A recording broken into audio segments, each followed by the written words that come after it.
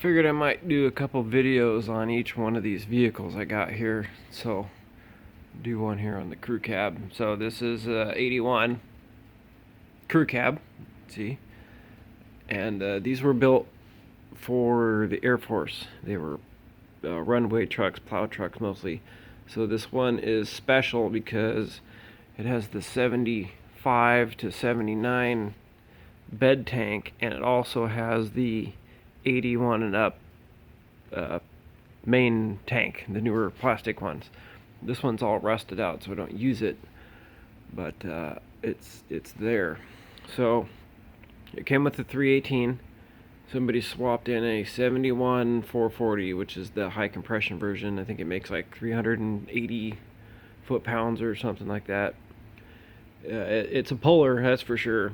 It has a 435 4-speed with granny gear, the 205 transfer case, and 410 Dana 60s front and rear, and it also has power locks in the front and the rear.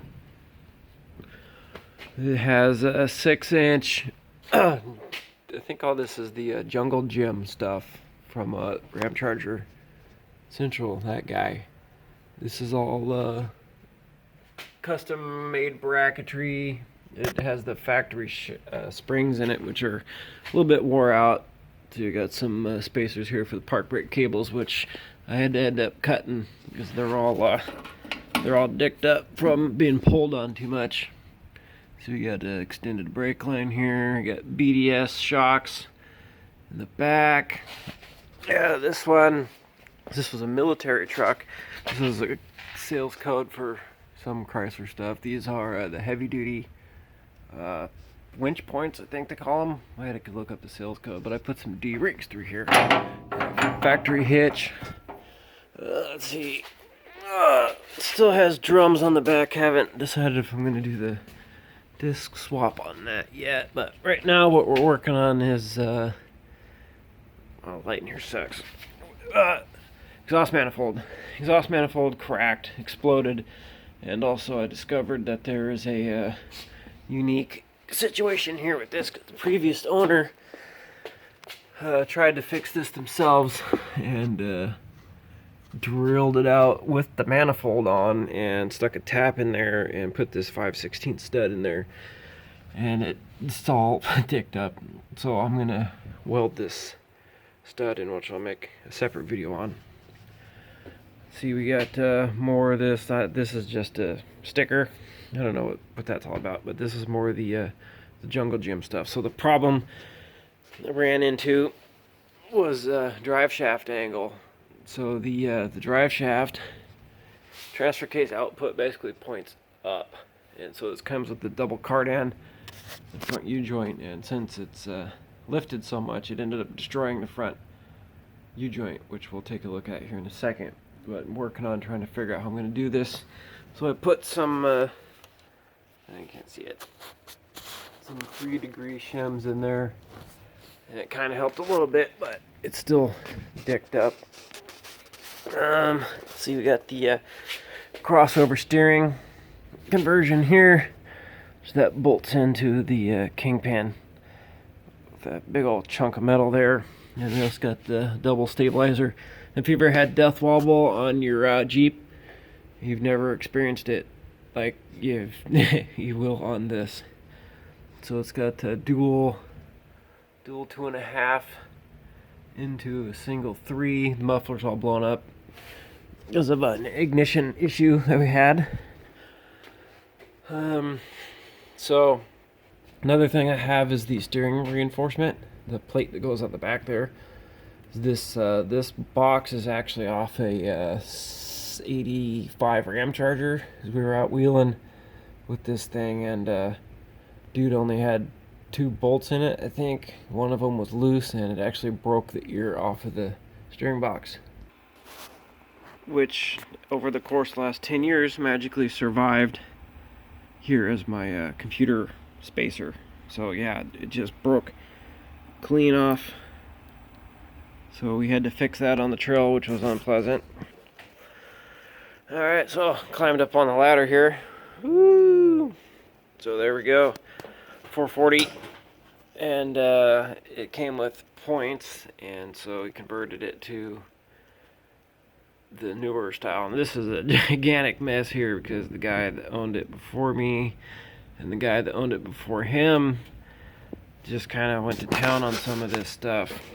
So I rewired a lot of this on my own. One thing I did was eliminate the ballast resistor and get a 12-volt Excel coil. That just eliminates that whole thing right there.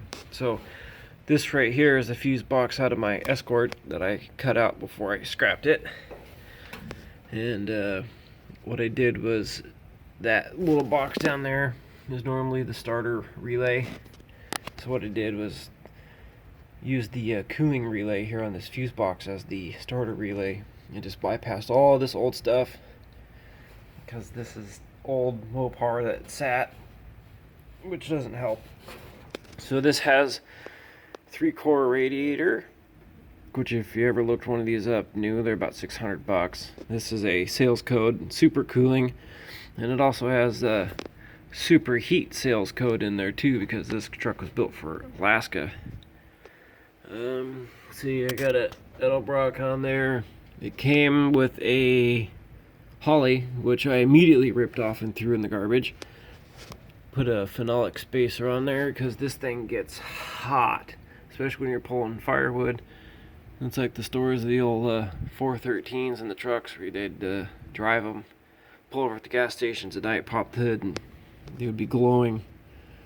So I usually have my winch on here. I was using it for pulling firewood on a different rig, so there's my second battery. It already came wired for 2 batteries. Well, I won't say from the factory, but from military, because it had a winch on it. And yeah, I mean, that's pretty much all the cool stuff out here. Alright, so I'll climb up on the ladder, take a look on the inside here. So this is a 75 to 79 dash, and remember, the truck's an 81, and it also has a second tank, which is weird. So this truck never really existed in nature. It was built custom for the military. So none of the gauges work, of course, because it's old. So what it did was took the cluster out, took it apart, drilled some holes, and installed some cheap aftermarket gauges. It's got a tack. Radio has been removed over time. See, there's the shifter. Interior, nothing on the sunroof. Not even a dome light. Got the gun rack in the back though, and a full-size back seat, which I'll try and show here. Yeah, Trump flag. See, we got the roll bar, and there is the tubes that I welded on the back of the bar there for the flag poles, which are over here. I got 2. These are 5x8 flags that fly behind it, and those are pieces of 2-inch exhaust pipe that's been cut down to about 8 feet or so. So yeah, drive shaft.